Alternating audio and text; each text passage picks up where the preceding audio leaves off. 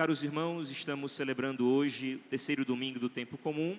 É sempre importante, para a gente entender o passo a passo que a liturgia vai seguindo, a gente sempre relembrar um pouco a própria pedagogia desse tempo que nós estamos celebrando, o tempo comum. É um tempo que tem uma característica litúrgica bem particular, que é que em cada domingo a gente vai lendo como que, de maneira cronológica, assim, os fatos da vida de Cristo. Há 15 dias atrás, o batismo do Senhor, quando Ele então se revela ao mundo, inicia a sua vida pública. Semana passada, um outro fato importante, João Batista encontra-se com Jesus e anuncia, como que resumindo a vida de Cristo, Eis o Cordeiro de Deus que tira o pecado do mundo, ou seja, no início da vida de Jesus, da vida pública, João Batista já anuncia quem Ele era e o que Ele veio fazer por nós. Doar a sua vida, derramar o seu sangue para nos perdoar. Hoje, terceiro domingo, então, a gente começa a ver Jesus já em atuação, fazendo aquilo que Ele realmente veio, digamos assim, realizar entre nós, como nós vimos aqui no final do Evangelho, Andava por toda a Galileia, ensinava, pregava o Evangelho e curava todo tipo de doença. A vida de Jesus era basicamente assim, essa agitação completa. Mas aí, precisamos mergulhar um pouco na liturgia da palavra, nos textos que hoje a igreja nos convida a meditar.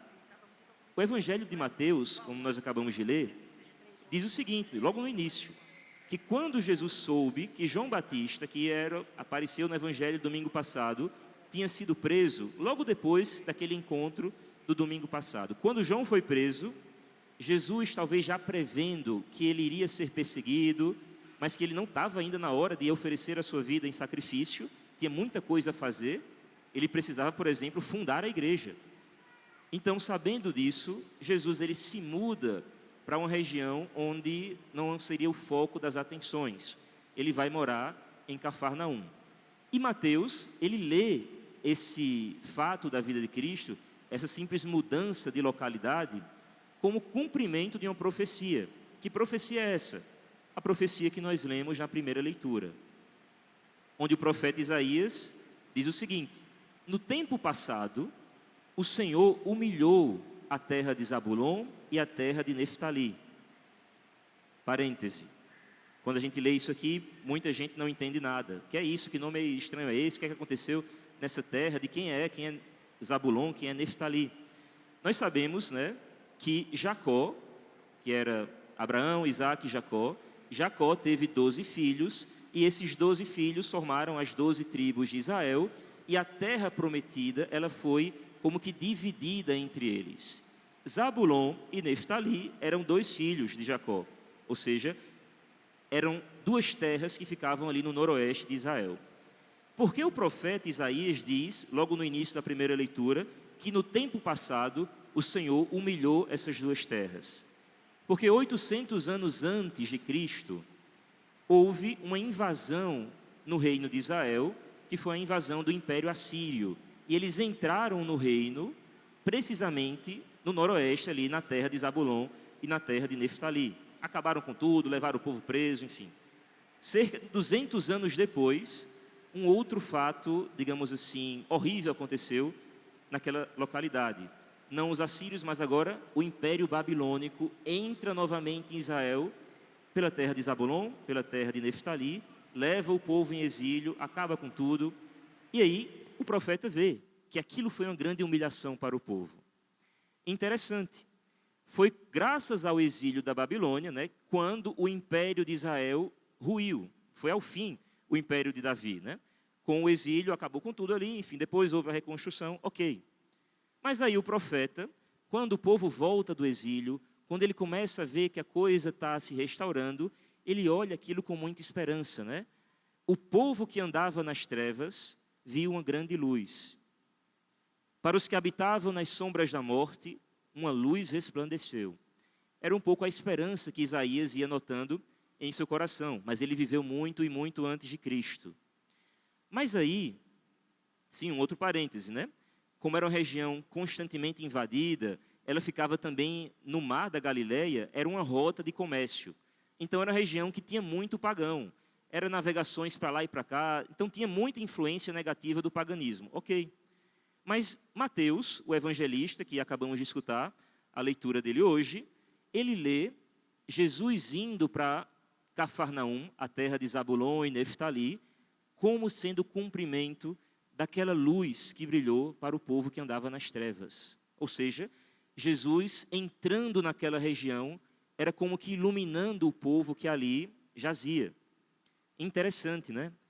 Onde o império de Israel ruiu, graças à invasão dos assírios e dos babilônicos, foi ali onde Jesus quis começar a sua missão.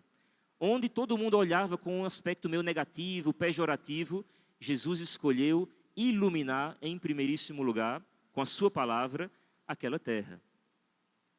E o que foi que Jesus fez naquela região?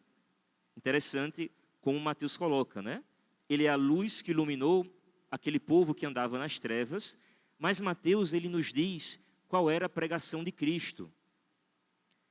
Daí em diante, versículo 17, Jesus começou a pregar dizendo: convertei-vos, porque o reino dos céus está próximo. Ou seja, Jesus, que é a luz que iluminava toda aquela região, todos os povos, ele tem uma pregação que ele olha para cada um de nós e pede individualmente de nós a conversão. Ou seja, a luz ela pode brilhar, o anúncio é feito a todos, mas a conversão Cristo espera individualmente de cada um de nós que escutamos essa palavra.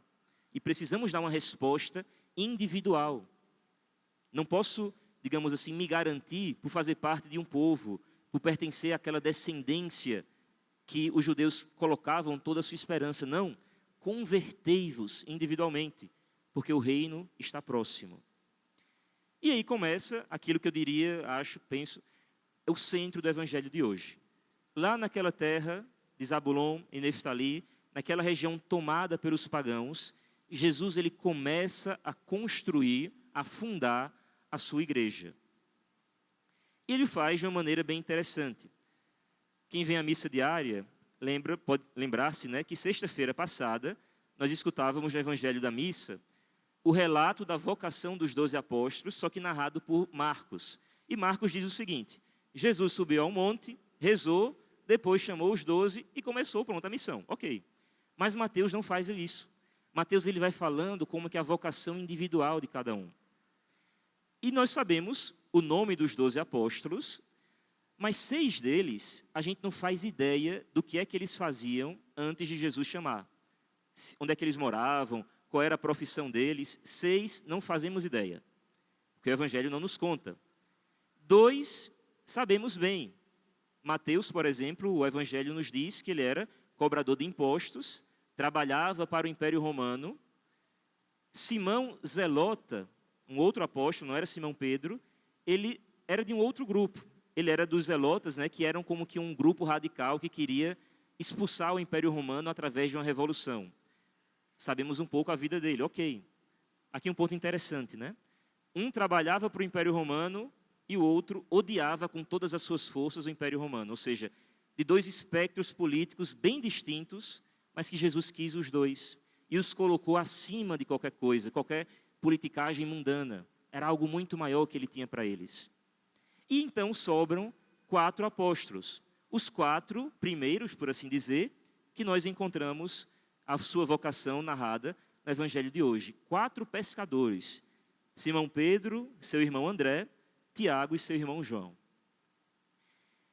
Caros irmãos, não é por acaso que Cristo ele quis escolher para seus apóstolos homens que exerciam a profissão de pescadores. Isso aqui, na verdade, foi uma grande novidade quando a gente lê a Bíblia. Porque durante todo o Antigo Testamento, em geral, aqueles homens importantes que Deus chamava para exercer uma missão no povo, eles não eram pescadores, eles eram de uma outra profissão, eram pastores. Abraão era pastor, Isaac era pastor, Jacó era pastor, Moisés era pastor, Davi era pastor, o profeta Amós era pastor, ou seja, era a profissão que mais Deus queria contar para, digamos assim, chamar os homens para alguma missão. Mas Jesus, ele quis fazer diferente. Ele quis chamar pescadores. Isso aqui não é por acaso. E nos revela, de alguma maneira, qual é a missão que Cristo espera da sua igreja. Imaginem qual é o trabalho de um pastor. Ele tem o seu rebanhozinho, e quando, por exemplo, nasce uma ovelha, ele já sabe que, eita, eu posso vender uma outra, porque nasceu uma. Tem uma tá gordinha, vou vender ali para o abate. Ok. E ele conhece cada uma das suas ovelhas. Mas um pastor, ele não vai no meio do mato para encontrar uma ovelha que está aí, que ele nunca viu. Não. Se uma ovelha se desgarra, ele vai atrás. Mas ele vai cuidando tão somente daquele rebanho que nem cresce nem diminui direito. Mas um pescador é exatamente o contrário. O pescador, todo santo dia, ele tem que se lançar ao mar para pescar novos peixes para si. Ele não tem como que um aquáriozinho que ele fica só dando comida, não.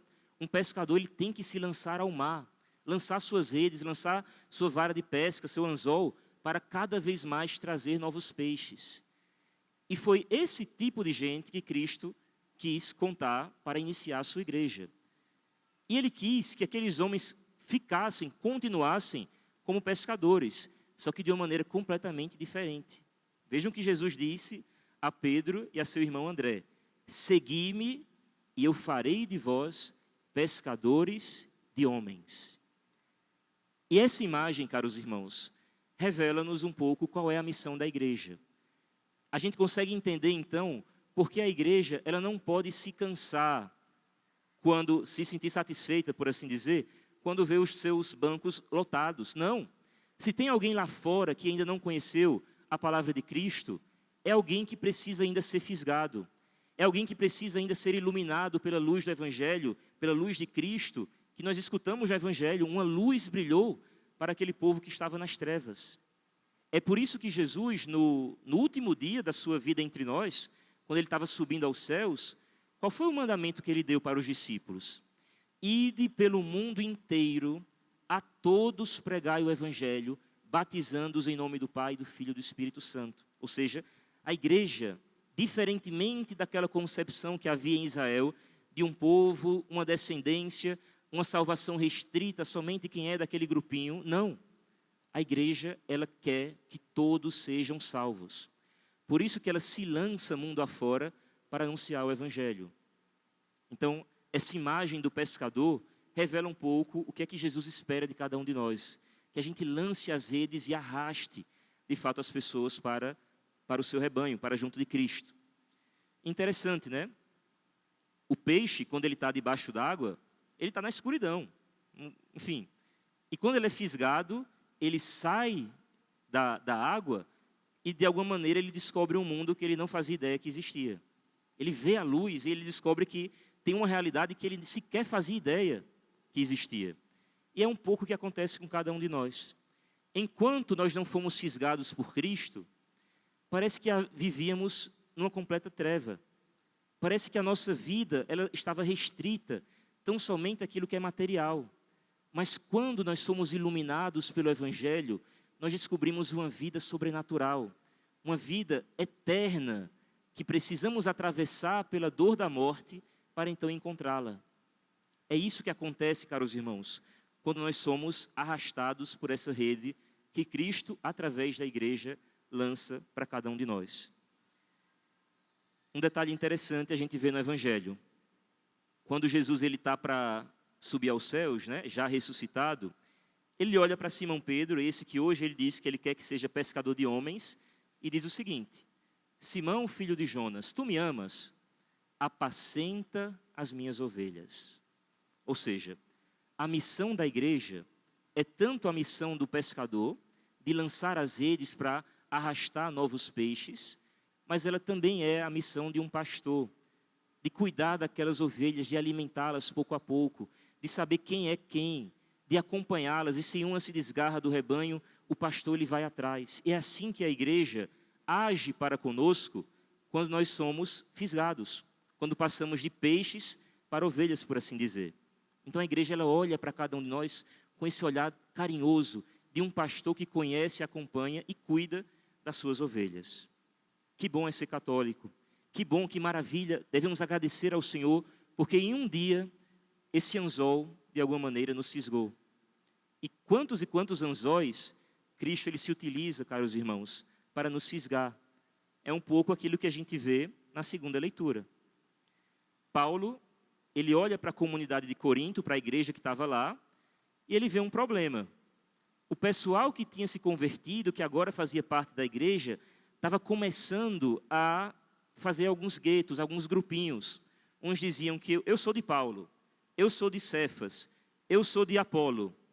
Ou seja, como que pequenos grupos associados àquelas pessoas que tinham sido instrumentos de conversão. Ou seja, se o Padre Bruno converteu fulano, agora aquele fulano ele era do grupo do Padre Bruno.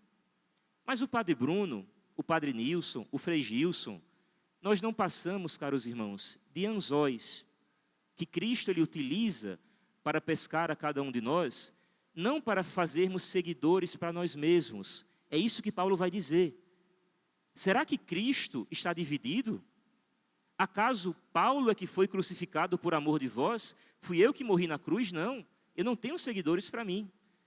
Se a igreja, cada um de nós, é útil de alguma maneira para arrastar alguém, para pescar alguma alma para Cristo, esse fiel ele é seguidor de Jesus Cristo.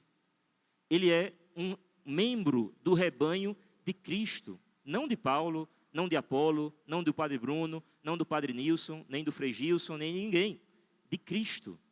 É por isso que comete um gravíssimo erro e é um atestado de uma fé completamente imatura, aquela pessoa que diante de um erro, por exemplo, daquela pessoa que ele segue, de um pecado de um padre ou de outro, enfim, ou do testemunho daquela pessoa que eu tinha como exemplo de católico, a pessoa deixa a igreja por conta dele.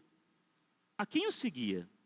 O Padre Bruno, fulaninho, o catequista tal, ou a Cristo? Então, se nós vamos vivendo a nossa vida de fé a partir de guetos, a partir de afinidades pessoais tão somente, e não, Cristo não é o centro da nossa vida, precisamos superar isso daí. Paulo vai dizer, quem morreu por nós foi Cristo, não fui eu. É por isso que, quando então a gente é fisgado por Cristo, pelos seus ministros, melhor dizendo, nós fazemos parte da igreja de Jesus. Queiramos, caros irmãos, pertencer a essa igreja que cuida de nós, que nos acompanha e nos alimenta até o dia da nossa morte. Porque é ela que nos apresenta a luz de Cristo, que nos tira as trevas da escuridão. Louvado seja nosso Senhor Jesus Cristo.